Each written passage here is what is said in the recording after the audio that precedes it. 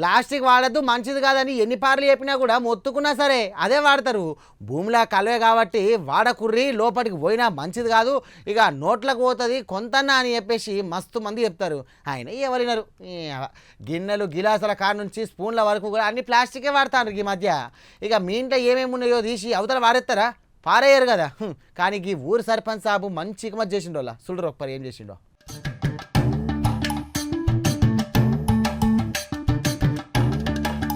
లగ్గాలైతే మోక చిన్నగా ఉండదు. ఇక ఆకాశం అంతా పందిరి, భూదేవంతా గద్దేసి పెండ్లి చేస్తారు. ధూమ్ధామ్ కథ ఉంటుంది. ఇక డీజేల మోతలు, బ్యాండ్ బాజా బాజంత్రీలు, ఇక పూజారుల మంత్రాలు, ఇక పెద్దోళ్ళ పని, చిన్నోళ్ళ లొల్లి. పెండ్లి ఇల్లు ఉందంటే ఆ ఇల్లు కలకలాడుతుంది. ఇక పుట్టెంటికలు తీసినా, ఇక పురుళ్ళు చేసినా, ప్లాస్టిక్ గిలాసాలు, ప్లాస్టిక్ పూలు, ప్లాస్టిక్ పల్లాలు, ఇస్తరాకులు వాడుడు బంద్ చేసిండ్రు. తోముడు అద్దనుకుంటాండ్రు. తినాలే, ఇసిరి పారేయాలి. గందుకే గీ ఊరు సర్పంచ్ ఇకమతి చేసిండ్రా. ఎంత మంచిగుందో. మంచిర్యాల జిల్లా దండేపల్లి మండలం లక్ష్మీకాంతపురం అనే ఊళ్ళే ఒక ఇంట్లో దావతుండే. ప్లాస్టిక్ వాడొద్దని ప్రపంచంలో ఉన్నోళ్ళు అందరూ చెప్తాండ్రు, కానీ పాటించడం తక్కువ అని. ఎవరు పాటించినా పాటించకపోయినా, ఇన్నా ఇనకపోయినా మా ఊరోళ్ళన్నా పాటించాలని చెప్పేసి సర్పంచ్ అన్న పోయి స్టీల్ ప్లేట్లు కొనుక్కొచ్చిండు.